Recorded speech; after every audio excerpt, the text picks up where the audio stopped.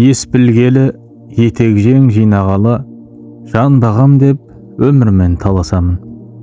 Көрші қолаң дос жаран бақталасың, нәпсі керіп, әркіммен санасамын. Мақсатыма жетем деп жаға ұстасып, жалған сөйлеп кей жанмен жарасамын. Ойлап тұрсам, біреулерден биік болып, жүргенмен көп адамнан аласамын. Жасымыз ұлғайғанмен ғылым емес, сауық іздеп жүреміз балаша біз. Болмашын той етіп көпті жисақ, арақ шарап таусылмас тамашамыз. Намыспенен ар деген биік ұғым аяқ асты болуда қарасаңыз. Сырт көзге миллионерміз, жеке тұлға, шын мәнінде жай ғана қарашамыз. Барын жазып Құранға қойса дағы, қалдыруды ойлаймыз жаңаша әз.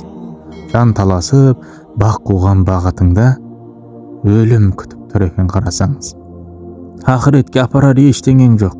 Сөйте тұра ертеңге палашамыз. Бар мәселе шешімі пара ғана.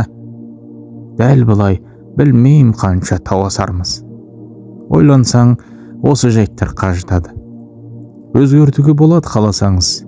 Жаныңызға тыныштық орнайды екен Алланың нығыметін санасаңыз.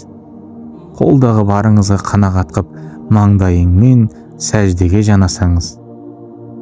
Хақ Алланың алдына барғаныңда намаз болар жалғыз ақ арашаңыз. Өлеңнің авторы Әбілхайыр Асылбекұлы.